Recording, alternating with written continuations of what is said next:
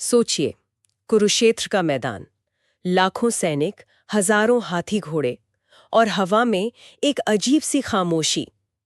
वो खामोशी नहीं जो सुकून देती है, बल्कि वो जो किसी बड़े तूफान से ठीक पहले होती है। दूर दूर से शंखों का शोर गूंज रहा है, नगाड़ों की धमक से जमीन में हल्की सी सिहरन है। हवा में एक अजीब सी बेचैनी थी। मतलब एक तरफ तनाव, दूसरी तरफ इंतजार। और इस पूरे माहौल के बीचों बीच एक रथ पर खड़े हैं अर्जुन, अपने गांडीव धनुष के साथ, और उनके सारथी हैं खुद श्री कृष्ण। अर्जुन को देखकर कोई भी कह सकता है कि वो दुनिया के बेहतरीन योद्धाओं में से एक हैं, लेकिन इस वक्त उनके चेहरे पर लड़ाई का जोश नहीं है, बल्कि एक गहरी उलझन दिखाई दे रही है। ऐसा लग रहा है जैसे उनका दिमाग युद्ध के मैदान पर है ही नहीं, कहीं और है। आज की हमारी ये जो गहरी पड़ताल है, वो इसी एक पल पर है। हमारे पास एक लेख है जो युद्ध शुरू होने से ठीक पहले के इस नाजुक लम्हे को बहुत बारीकी से देखता है।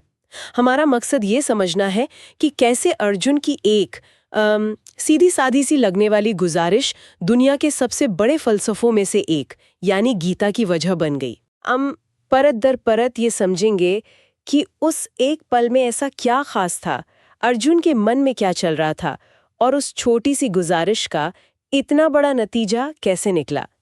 तो चलिए इसी से शुरू करते हैं। माहौल पूरी तरह से जंग का है, लेकिन अर्जुन का ध्यान इस पर नहीं है कि हमला कैसे करना है।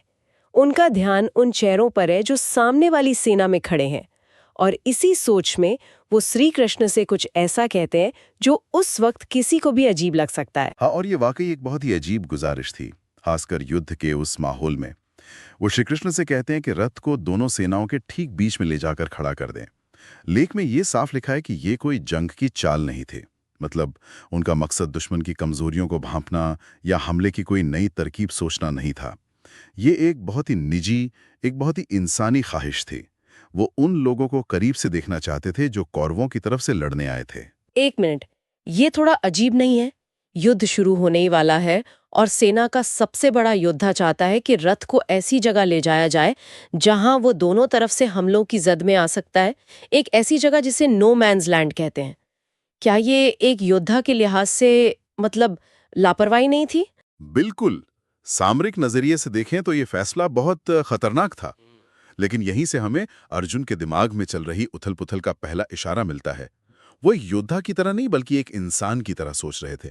लेख में अर्जुन के शब्दों का जिक्र है। वो कहते हैं कि मैं उन लोगों को देखना चाहता हूं जो अधर्म के पक्ष में खड़े होकर युद्ध की कामना कर रहे हैं। पहली बार सुनने में तो ये एक योद्धा की बातें लगती हैं, जैसे वो अपने दुश्मन को पहचान कर अपने इरादे को और मजबूत करना चाहते हो। हाँ, बिल्कुल। ऐसा ही लगता है कि वो खुद को याद दिलाना चाहते हैं कि वो सही पक्ष में हैं और सामने वाले गलत हैं। शायद वो अपने गुस्से को और हवा देना चाहते हो ताकि लड़ना आसान हो जाए। पर लेख कहता है कि हुआ इसका ठीक उल्टा। और यहीं पर बात बहुत गहरी हो जाती है। सतह पर यह दुश्मन को आंकने जैसा लगता है, लेकिन लेख इसे अर्जुन के लिए एक बहुत महत्वपूर्ण क्षण बताता है। ये कोई मामूली घटना नहीं थी। असल में ये उनके अंदर शुरू हो चुके एक भावनात्मक भूचाल का पहला संकेत था। उनका मकसद सिर्फ देखना नहीं था, बल्कि पहचानना था। और जैसे ही उन्होंने उन चेहरों को पहचाना, उनकी सारी हिम्मत, उनका सारा संकल्प वो बिखरने लगा। तो क्या हम ये कह सकते हैं कि अर्जुन जानते तो थे कि सामने कौन है, उनके गुरु, उनके भाई, उनके रिश्तेदार, लेकिन उस जानने और अपनी आंखों से आमने सामने देखने में बहुत बड़ा फर्क था? आपने बिल्कुल सही नब्ज पकड़ी है। जानना एक दिमागी प्रक्रिया है, लेकिन देखना एक जज्बाती अनुभव है।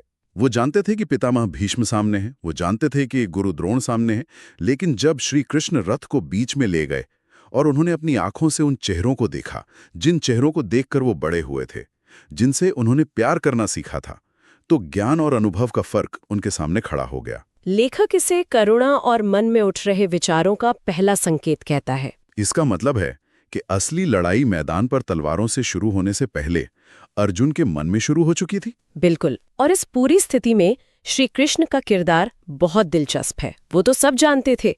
वो जानते थे कि अर्जुन को सामने ले जाने का नतीजा क्या होगा। फिर भी उन्होंने ऐसा किया। उन्होंने अर्जुन को रोका क्यों नहीं? एक सारथी के तौर पे ही सही, वो कह सकते थे कि ये सुरक्षित नहीं है। एक बहुत ही अहम सवाल है। देखिए, लेख इस बात पर जोर देता है कि इस पल तक अर्जुन अपने कर्तव्य को लेकर दृढ़ थे। उन्हें कोई शक नहीं था कि वो धर्म के लिए लड़ रहे हैं। लेकिन रथ को बीच में ले जाने की ये गुजारिश, वो उस मजबूत इरादे में पड़ी पहली दरार थी। श्री कृष्ण ने उस दरार को देखा। वो चाहते तो उसे नजरअंदाज कर सकते थे या उसे वहीं बढ़ सकते थे, लेकिन उन्होंने ऐसा नहीं किया। जब वो रथ को बीच में ले गए तो वो सिर्फ एक सारथी का फर्ज नहीं निभा रहे थे, वो एक गुरु की तरह अर्जुन को उनके अंदर के सच का सामना करने का मौका दे रहे थे। वो जानते थे कि जब तक अर्जुन इस अंदरूनी तूफान से गुजरेंगे नहीं, तब तक वो असली धर्म को समझ ही नहीं पाएंगे। मतलब श्री कृष्ण ने जानबूझकर अर्जुन को उस स्थिति में डाला जहां उनका भ्रम टूटना तय था। ये तो एक तरह का मनोवैज्ञानिक प्रयोग जैसा लगता है। नाम के एक विचार से लड़ने को तैयार थे, लेकिन जब उस विचार की जगह जीते जागते जाने पहचाने चेहरे आ गए तो लड़ाई का मतलब ही बदल गया। हाँ, वो सिर्फ एक रथ को आगे नहीं बढ़ा रहे थे, वो अर्जुन की चेतना को एक गहरे सवाल की तरफ धकेल रहे थे। और यही वो निर्णायक मोड़ था जिसने आगे होने वाली हर चीज की नींव रखी। ठीक है, तो उन्होंने रथ को बीच में ले जाने को कहा। सतह पर ये एक छोटी सी बात लगती है, लेकिन आप कह रहे हैं कि यही वो पल था जिसने सब कुछ बदल दिया। ये एक छोटे से पत्थर से पहाड़ खिसकने जैसी बात कैसे हो गई?